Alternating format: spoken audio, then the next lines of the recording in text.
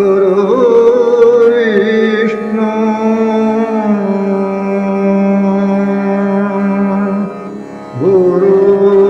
Gurudev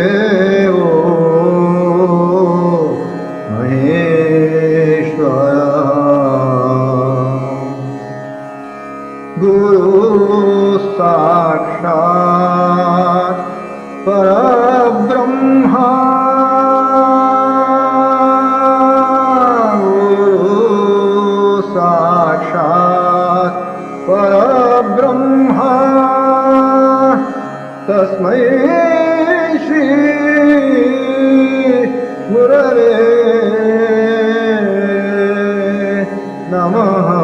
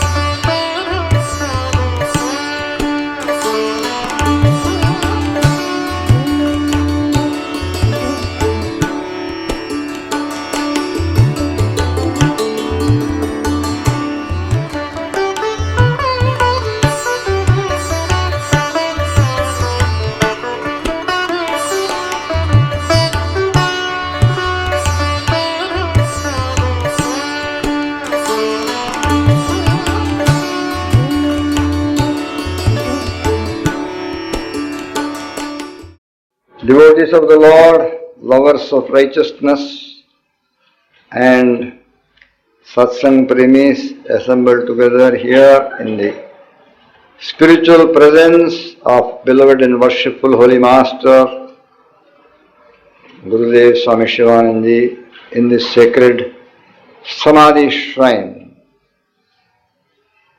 of his holy ashram on the banks of Divine Mother Ganga. We celebrate the lives of great men because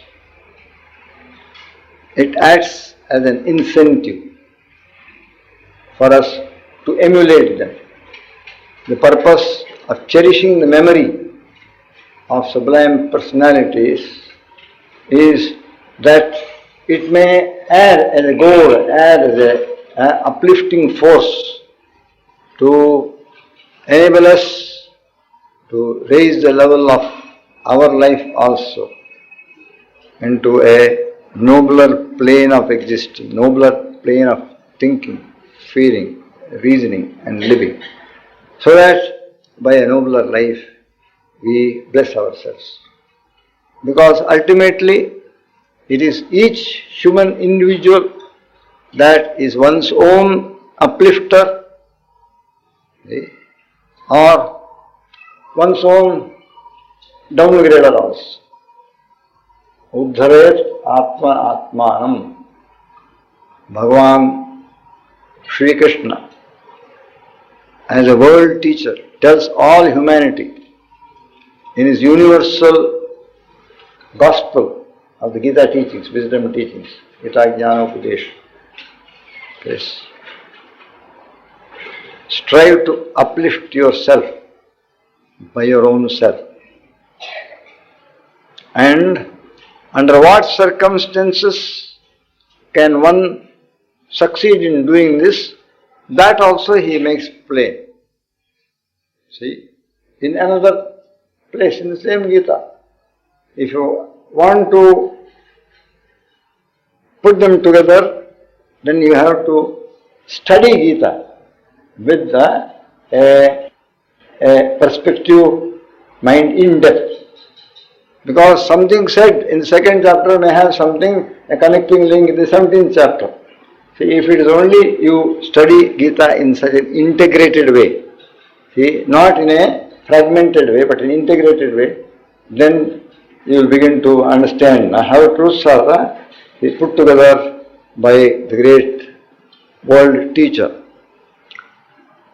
He goes on to tell you, in what situation, under what circumstances will you be able and successfully able to raise yourself by your own self.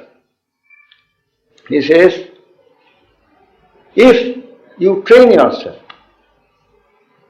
if you purposefully, sincerely, earnestly train yourself, if you put yourself under voluntary discipline, nothing can be forced upon anyone in this world.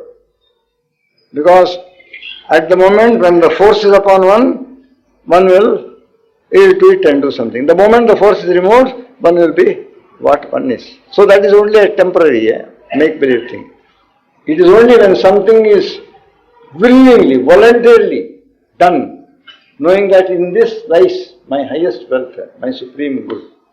And so you take great interest in doing it, taking it upon yourself, of your own free will, and voluntarily, with the knowledge that in this lies my highest welfare, and having keen interest in it, and if you are wise and not foolish, developing enthusiasm for it. Because without enthusiasm, nothing can succeed.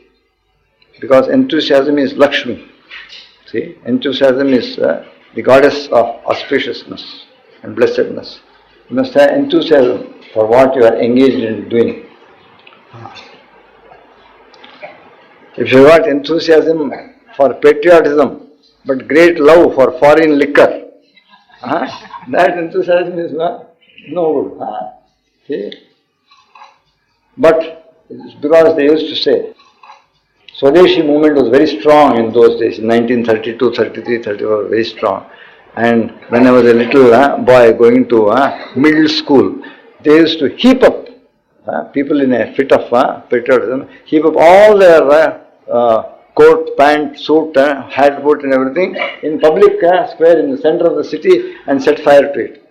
Set fire to it. Yes. And yet one of such great patriots continued to smoke English cigarettes. And so when some Congress fellow of his objected to it, he said, no, I am burning foreign goods.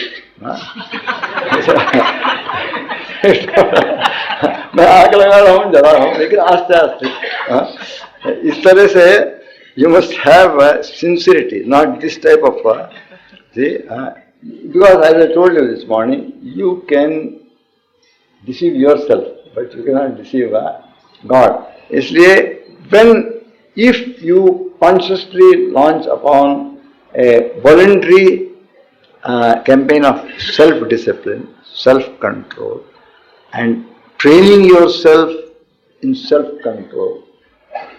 See, Gurudev used to call his yearly, twice a year, week of program of spiritual practice, he called it Sadhana week. See, in those old days, during British government, the main holidays for the whole nation was during Easter and during Christmas. Christmas they had holiday from 23rd of December to 2nd of January. See, long holiday. Therefore everyone was able to attend the entire week of sadhana. In spite of the fact we did not have too much aeroplane travel in those days. People had, most of them, 90% did their journey by train. And we didn't have super fast Rajadhanis at that time. And yet, the sadhanamic attendance was full, December, and also in Easter. Easter also they had about 5 or 6 days of vacation. He called it Sadhana week. Very significant that much later the Shri Shri Ma Anandamayi Sangha adopted a similar program much later. But when they adopted the program, Ma called it Sanyam Saptah. Sanyam Saptah. Perhaps Ma's intuition was, without Sanyam sadhana, no sadhana is really possible. It will be like trying to fill a cracked pot. फूटा घड़े को तुम भरने के लिए कोशिश करो, तुम भरते ही जाओगे, वो खाली होता ही जाएगा. Therefore, Sanyam. Sanyam. She called it Sanyam Saptah. Once every year, 1 full week, and the Sanyam was very Kada Sanyam. Very Kada Sanyam. And therefore they had to later on make it 2 Shrenis. First class sadhaks and second class sadhaks. Because they found that many of them could not do that Kada Sanyam, because first day was only Gangadhar. 7th day was only Gangadhar. So out of 7 days, 2 days absolute fast. Of course, she topped it off with a Bhandara after the whole thing was over, next day, on the 8th day. But then, and rest of the 5 days, for the A-class sadhaks, they could take what was prepared for them as a special menu only one time in 24 hours, midday. Afterwards, nothing except water. No tea, no coffee, no milk, no fruit, nothing. Once in 24 hours, they were given a meal. Complete fast, first day complete fast, 7th day. 2nd day and the 6th day, one khichdi was made. All things were put together, dal, chawal, tarkari, kali mirch, ghee, everything was put together and it's called Brahma Khichdi. 2nd and 6th day. And 3rd and 5th day was ubli sabji, boiled vegetables without any seasoning.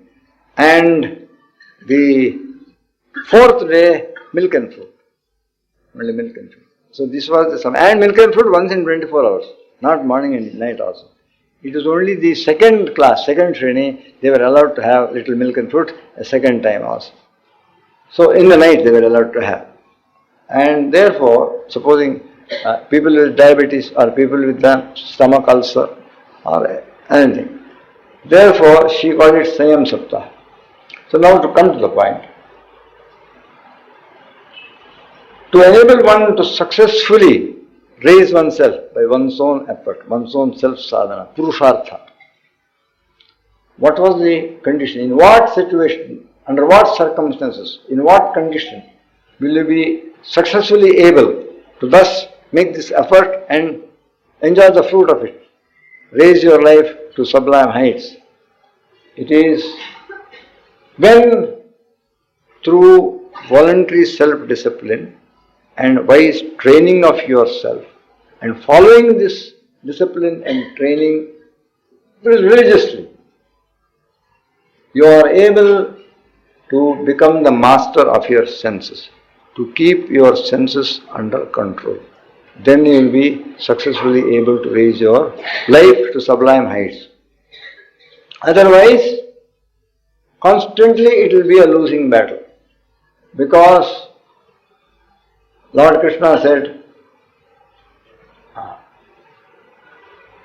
one's own senses constitute one's own enemy in the individual in whom these senses are not under the individual's control. And the same senses become the individual's best friend if that individual is able to check them and keep the senses under one's control. This also Lord Krishna gives you the prescription for success in Uddharet Atmana Atman. Uddharet Atmana Atmanam, that becomes possible if you make the senses your friends and not your enemies. And senses become your friend when they are kept under control, when you overcome them, when you check them, when you bridle them, and when you have got firm control over them. And to make it vivid and clear to us, Lord goes still one step further. He says, I will try to make it clear to you. I will give you a very, very effective analogy. He said, the senses are like 5 horses hitched to which a chariot is hitched. And this body of yours is a chariot sitting in which you have to reach the supreme destination of your life, liberation, going beyond all sorrow, pain and suffering, and entering into an experience and become established in an experience of perfect joy, supreme bliss, indescribable peace and joy and bliss. That is the destination. And that is the destination of every single human individual, not merely of Swamis and Yogis or special exceptional people. Each and every individual born on earth has as his or her supreme destination in life the attaining of this divine destiny of experiencing divine peace, divine joy, divine bliss, perfect state of fearlessness and freedom and liberation, total perfection. And this chariot of yours, body chariot, can be an effective vehicle or a conveyance to take you until that destination if it goes by the right road, if it is able to stick to the proper road, Sanmarga. अपने रथ को सुमार्ग चलाते चलो, कृष्ण गोविंद गोपाल गाते चलो. देखो इंद्रियों के न घोड़े भागे, रात दिन पर इन पर समयंग के कोड़े लगे. Therefore, it is only when the chariot goes along the right marga or right way, it can reach its destination. And if it loses the way and misses the way, finish. It will go somewhere, but get into the wilderness, maybe go and end up in Daldali, and go and end up in a jungle from where one cannot afterwards come out, where maybe you become a breakfast or a lunch or dinner to some wild animal, if you get caught in a Ghanghor jungle with Hinsatma.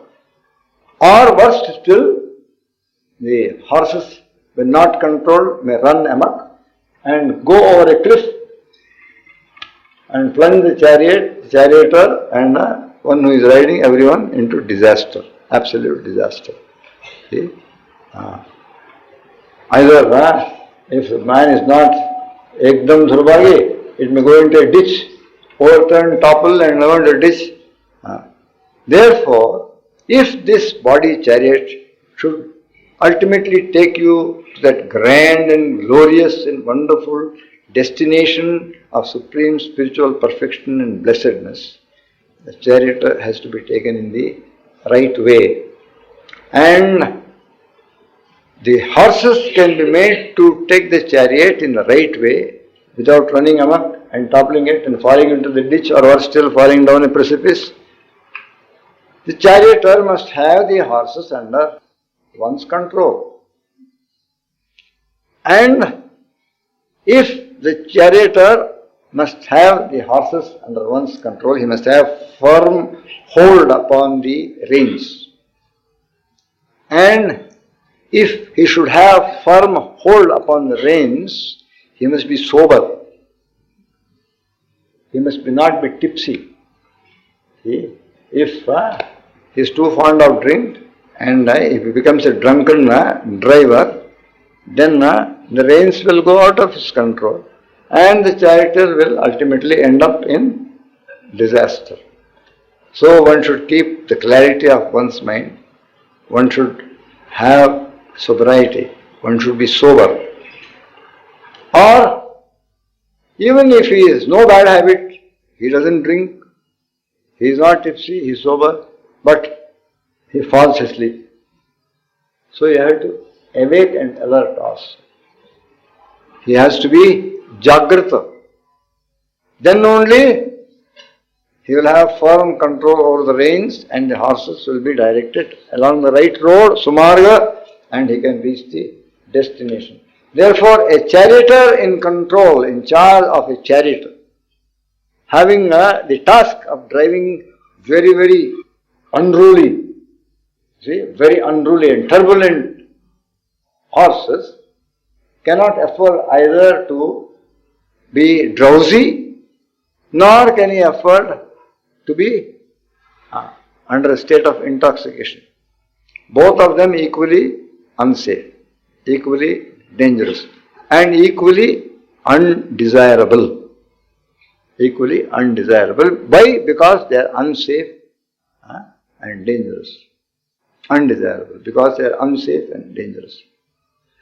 Therefore, Lord Krishna brings that also.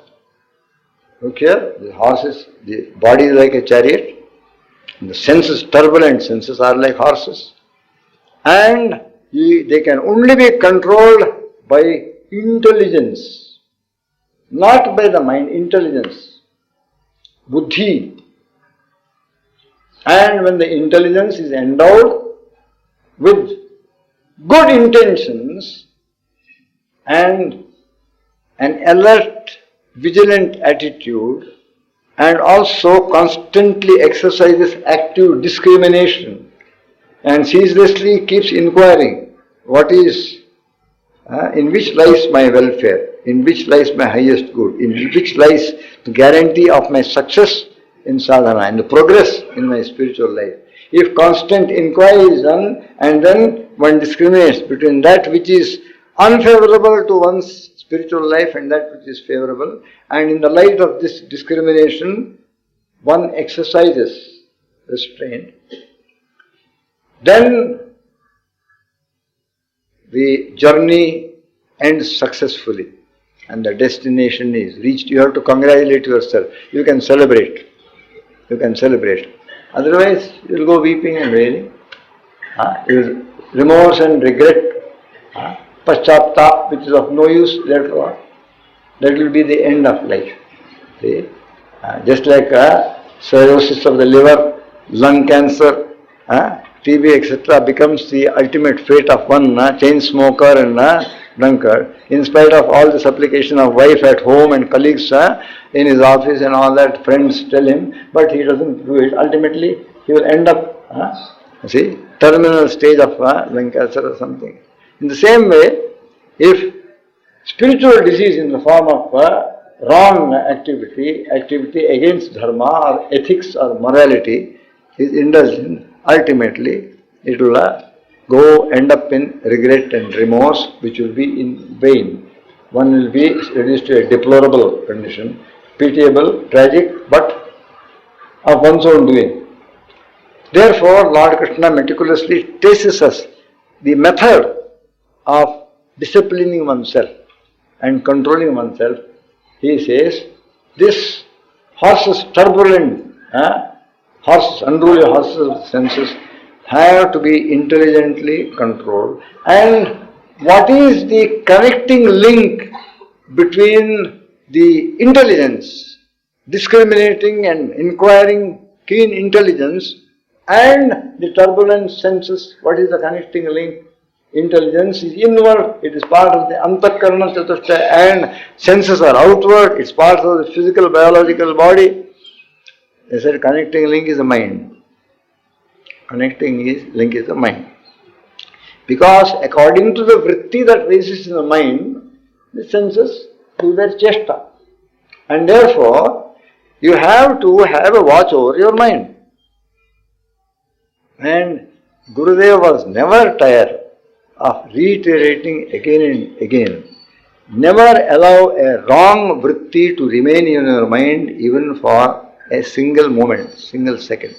The moment you become aware that the wrong vritti has come into the mind, immediately take action. See that it is cast out. He had a favorite figure of speech, nip it in the bud. He used to call it nip it in the bud. And second expression, don't allow it to assume a big form of a big wave. Don't allow it to assume the form of a big wave. And the form of a big wave because this vritti spreads. See? Form of a big wave. Do not allow this vritti to take the form. Then it will overwhelm you. Then it will be too late. Why? Because of your lack of alertness and vigilance in the beginning. And a failure to take prompt action. Prompt action. So Gurudev used to say, nip it in the bud. Throw it out. And no one, no sadhu known to us, no sannyasi, no spiritual teacher known to us, at least this body has read diverse teachings of so many saints. No spiritual teacher or yogi or master has given such meticulous, detailed instructions of how to bring about the self-discipline and control as Gurudev has done.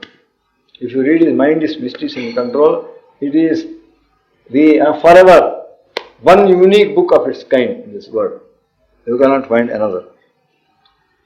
And so, he used to say, in order to be able to alertly catch up, the moment anything that is inimical to you arises, immediately to put it out, he said, cultivate.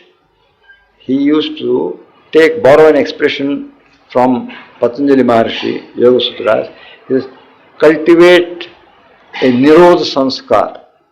That is, cultivate a certain tendency in your mind that acts as a watchman, acts as a guard, and moment some thought, some idea, some impulse, some sentiment, some suggestion of an emotion which is of a negative nature, unspiritual, impure, comes, immediately this watchdog will, there are in Western big exclusive places like clubs and restaurants and theatres also, some very, very hefty, tall, strong people.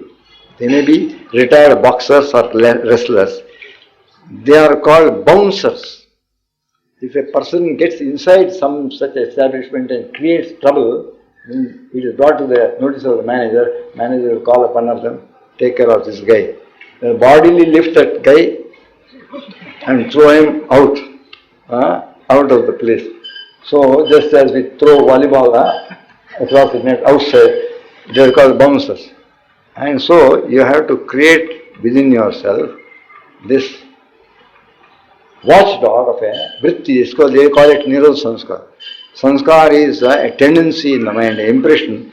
It's always there ready. And the moment anything that one does not want to have comes, automatically it acts. So it acts automatically. So you have to cultivate that. Patanjali in his Yoga Sutra says that. Gurudev used to advocate this. And then he says, supposing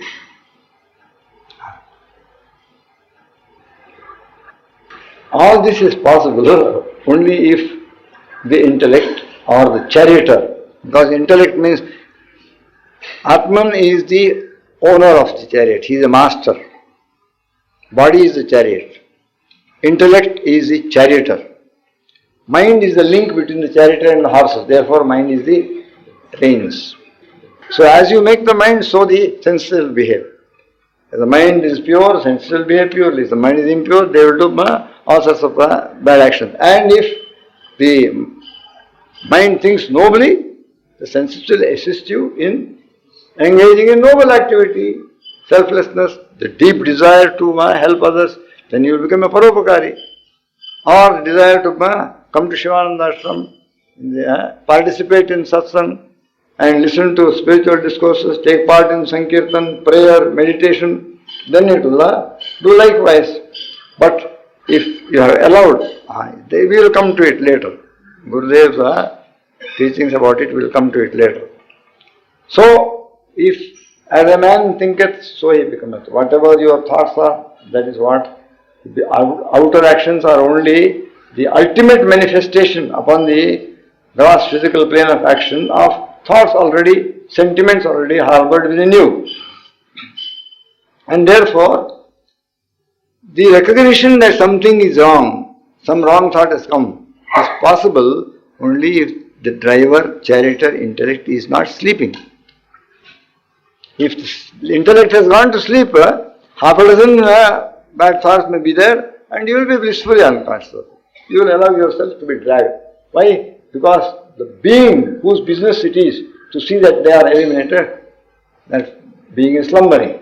Therefore, intellect, vichara and viveka should be always active throughout the waking hours. From the moment you wake up in the morning until once again you retire and go to sleep at night, discrimination should be constantly, actively engaged. You must always keep the discrimination active. And thus, but supposing you are not able to control it because Nirodh Sanskar is there, but already you have allowed some other negative sanskars to take deep root within you, and even in bud form it is too strong, then immediately leave the place. Immediately leave this environment where you are likely to have a downfall. Get away from there, go to a temple, go in the midst of people in satsang, sit in satsang. See? Or run into the open. Go and take a cold bath. Again just. Or vigorously stand in the sun and do japa. All these Gurudev has said. If one method fails, take recourse to another method. If that fails, take the... Or he was fond of saying, take recourse to a combined method. Combined method. Because he says in olden days, for malaria they only had anti-malarial tonic. They had only one thing. But nowadays it is not like that. You give them something orally in the form of tablet, you give them also an injection, you do all sorts of things. And he used to say, just as olden warfare, bow and arrows, or gada. Now it is not like that. You bomb from aeroplanes, you do artillery duel, you also take infantry, mechanized infantry, and naval bombarding also, everything you do. In that same way, combined method, various methods. Suffice it to say that if you have to be your own deliverer, your own salvation, and you have to uplift yourself by your own efforts, then you must be a Sanyami. You must have your senses under control. And you can keep your senses under control only if the mind is in the constant observation and scrutiny of the intellect. It is the work of the intellect. Only intellect can have any influence upon your mind, because both of them are inward, part of Antakarana Chatushtaya. Quite apart from misbehavior of the mind, even if the mind gets into sorrow or depression or dejection or a mood of fatality, nirasa, despair, even in that case, no other outer help can do anything to you. Outer help, if you consult your superiors, your parents or a teacher or a guru or some saint, they may be able to suggest to you methods. But ultimately, the negative mood of the mind, whether it is despair, whether it is dejection, whether it is depression, whether it is frustration, or whether it is any type of, can be corrected only by your intelligence. Only by your intelligence. If the intelligence tells the mind through its discrimination and makes the mind understand the futility and the wrongness, error of allowing such moods to prevail, because it is not going to do you any good. On the contrary, it is going to make you still less capable of dealing with yourself. You have to snap out of it. Only the intellect can do. But then, whatever the intellect suggests, you must be willing to follow. You must be willing to follow. If the mind is disobedient and does not follow the intellect, then the chariot is heading towards disaster. So the mind must willingly accept the advice of the intellect. And in the beginning of the Gita Jnanopadesh, Arjuna was 100% total mind only. Only feelings, only emotion, only sentiment, only his own thoughts. And 100% Lord Krishna tried to act in the place of the intellect. He tried to give him reason, showed him how this is not proper to give way to such a negative mood. He starts by trying to correct Arjuna's mental condition. The very beginning of the entire 18 chapters of Gita Jnanopadesha is by the effort of Krishna to try and change the mental mood of Arjuna. He says, you are grieving for them who should not be grieved. This sort of grief of yours is not proper. It is ashocyan anvashocastvam. And he also goes to tell why it is so. Tasmat apariharyarte nastvam shochatum arasi. That which is inevitable, that which cannot be changed, what is the use of wasting your power, nervous energy and emotional power? And you all know the very popular current saying, O Lord, give me the courage and strength to alter that which can be altered, and give me the patience to put up with that which cannot be altered, and give me the discernment and intelligence to see the difference between the two. So this is all the work of the intelligence. Therefore, the same analogy which one is given in Kathopanishad is repeated in Srimad Bhagavad Gita. And Gurudev was constantly making us aware that we have to use our discrimination, we have to use our inquiry, we have to make use of our God-given intelligence. And so he says, he used to say, exercise of your common sense is part of yoga.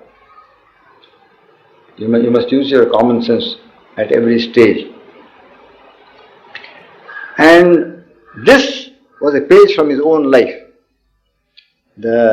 Whatever he said from point of view of sanyam, discipline, inner culture, training, was a direct page from his own life. He put himself under severest type of discipline, strict discipline. And he was a very, very willing and obedient sadhak so far as the higher intellect was concerned. He never deviated from what his intellect... He has said, I am a self-made yogi. No one was at my side to guide me at every step, nothing. Completely I guided myself by own self-effort. Of course, I prayed to the Lord, drew strength from Him. And whatever swadhyaya I did not do it mainly for passing time or manoranjan, in order to apply it. Everything I read, I tried to put into practice and apply. And we were talking about also the supreme sadhana. We will come back to it briefly.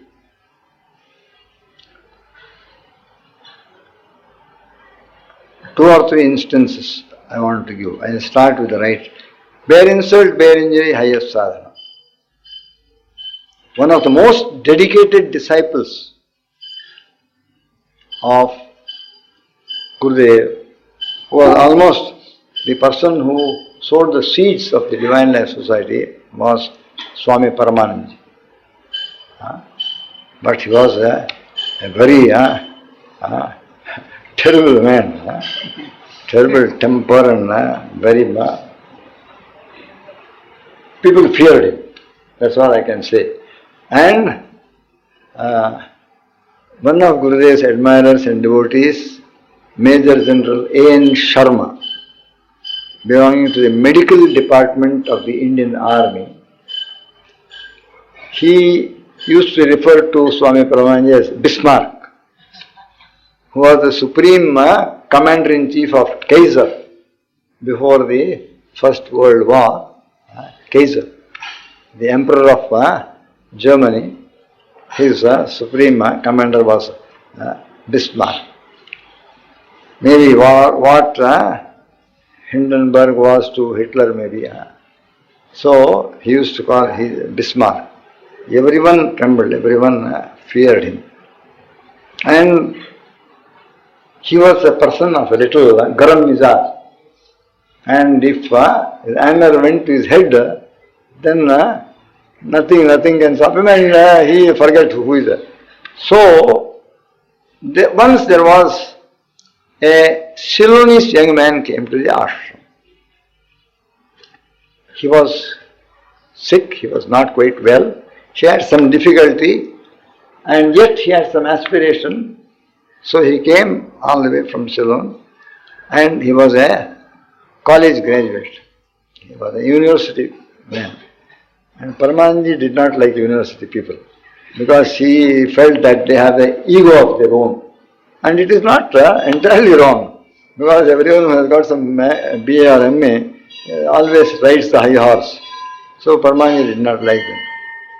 And so he used to say they must be cut to proper size. So he did it in no time as soon as they came. And so he was a lean youngster, lean dark youngster. And when he came here, he had walked some distance, and his feet were all blisters, and he were aching joints.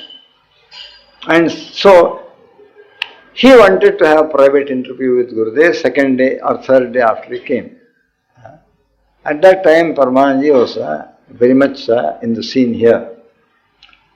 And I don't remember the year, maybe 51 or maybe 49 or maybe 50 also.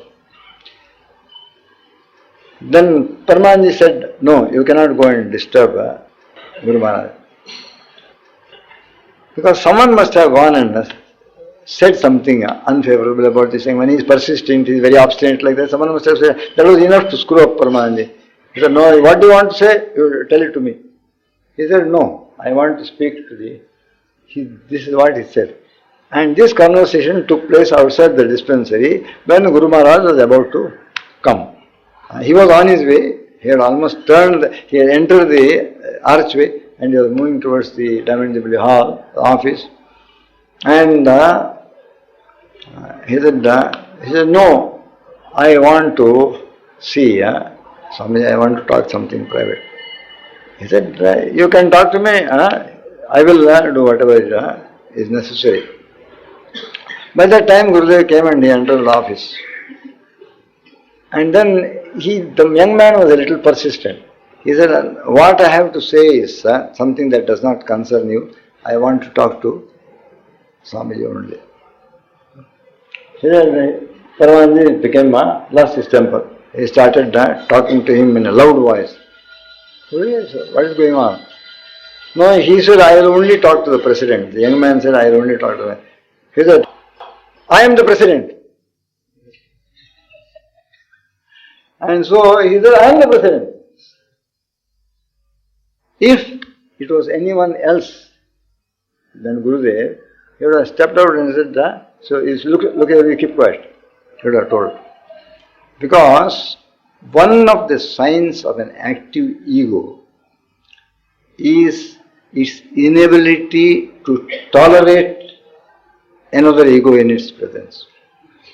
Tolerate the manifestation of any other ego. And what Paramananji was said would have been enough to extremely annoy and irritate any other person who was in the position of Paramananji's Guru. And Gurudev came and stood, and Paramahanji started shouting by that time. He said, I am the president. I was in the dispensary. I was not only listening, watching also. There was not a single ruffle in Gurudev's countenance. The same, he was looking at the scene. And then he said, what do you want to say? Yes, Swamiji, I will talk to him.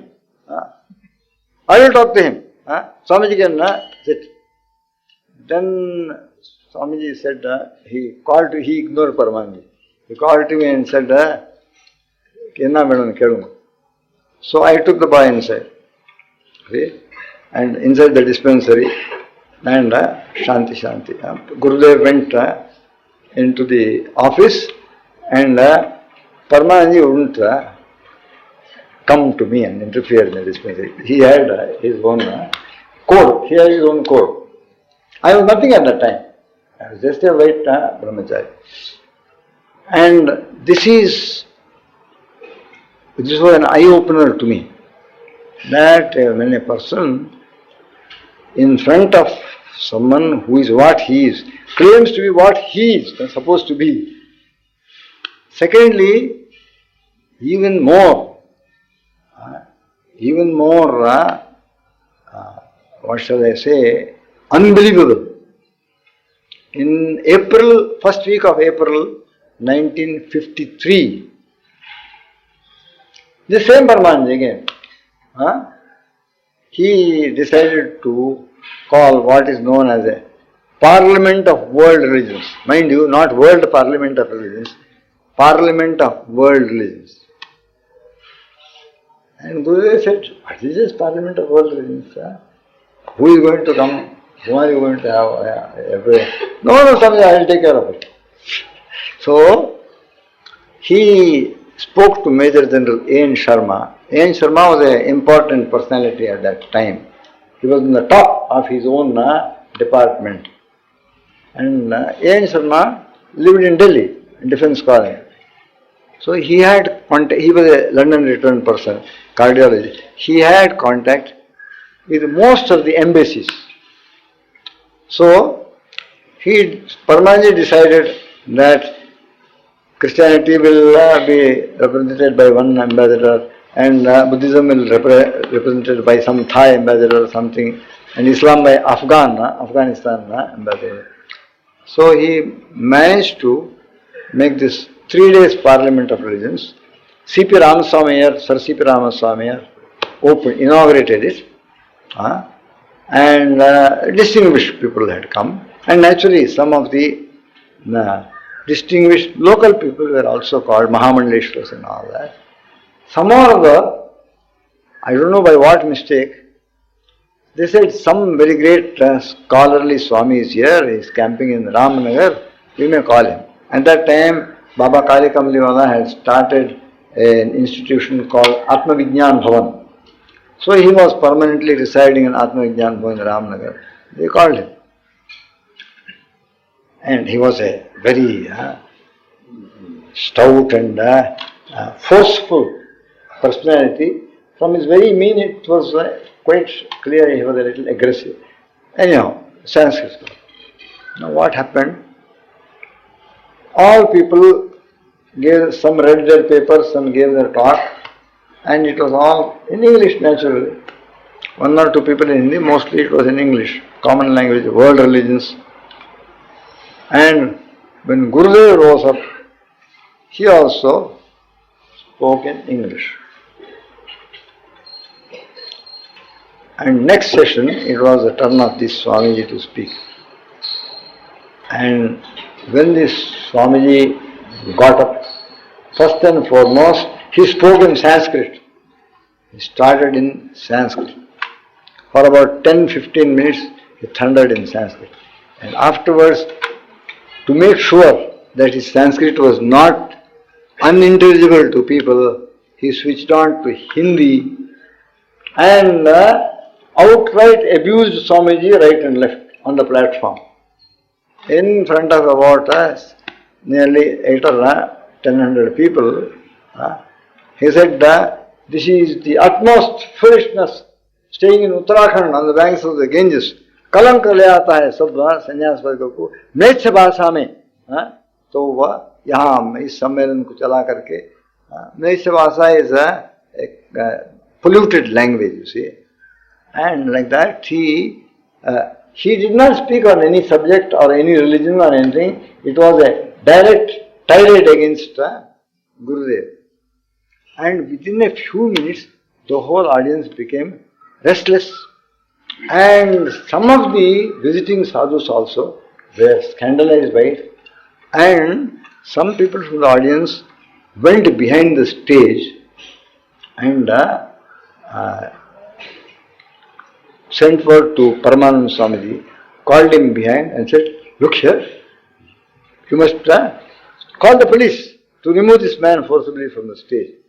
And if you cannot do it, cut off the mic." And when Paramanji went, Narayan Swami and other people gathered around him, and Narayan Swami said, "Nothing doing, absolutely. So Gurudev will become very much displeased if you do anything like that. After all, he is our guest. You cannot do anything on him." And Paramanji was fuming. He had only required little egging.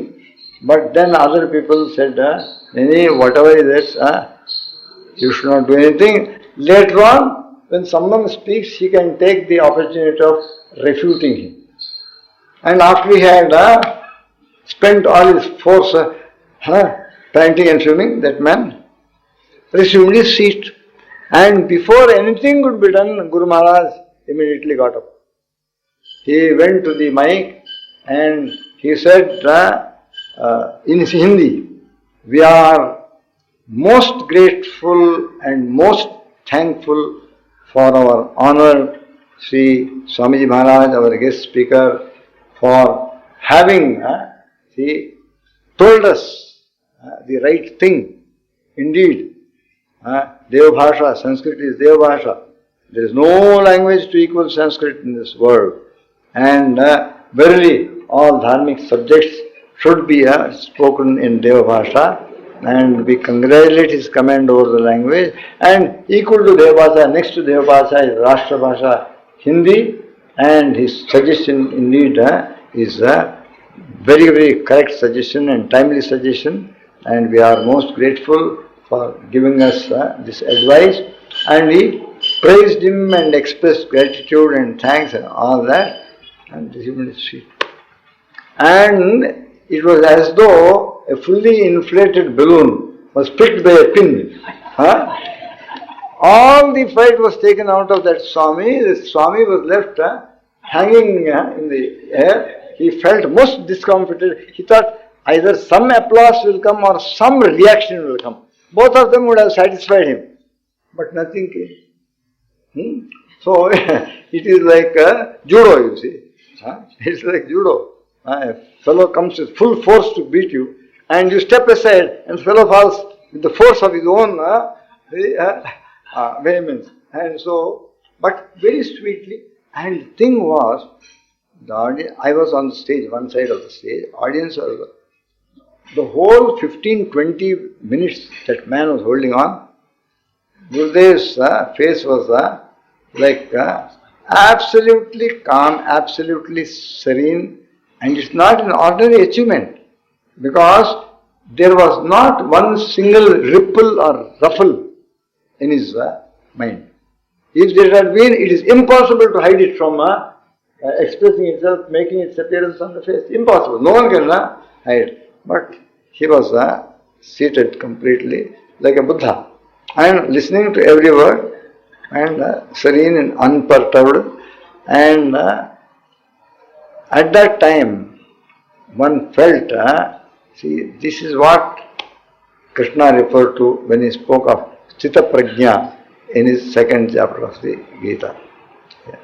And other instances we will try to see. Only tomorrow, one day is left. Shanti, Shanti, Shanti. This thing happened just here. The Parliament of Religions Pandal, no, just here. The stage was where the pillar is, Divine Life pillar is. And the whole audience sat like that, facing towards the bhajan hall. And there's a huge shamiana. And I think at that time pillar might not have been there, I don't know. It was 1953, you see, when there is a saying, learn by doing, teach by being. But Gurudev taught by being and taught also by doing. Taught also by doing. And if we were eager to learn, we should learn by also doing it. Then we will be walking in the footsteps of Gurudev. We will be trying to emulate what he wanted us to be, and therefore he made himself a embodiment or a personification of what he wanted us to be. Hari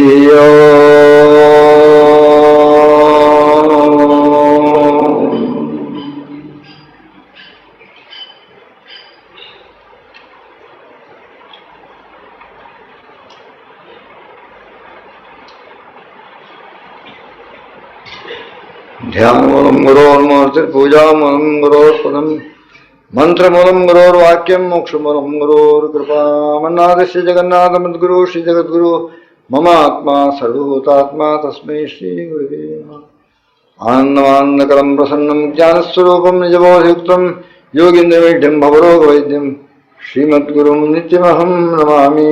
श्रीमद्गुरुं नित्यमहं Namami. मंगलम गुरुदेवाय महनीय गुणात्मने सर्वलोकशरण्याय साधुरूपाय मंगलम। ओम श्री सद्गुरु परमात्मने नमः। असतो मा सद्गमय तमसो मा ज्योतिर्गमय मृत्योर्मा अमृतंगमय।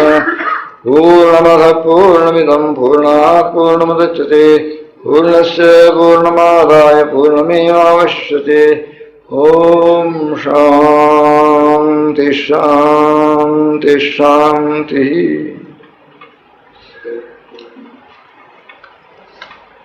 कायेन वाचा मनसेन्द्रियैर्वा बुद्ध्यात्मना वा प्रकृतिस्वभावात् करोमि यद्यत् सकलं परस्मै नारायणायेति समर्पयामि। सच्चिदानंद भगवान की जय। सद्गुरु शिवानंद महाराज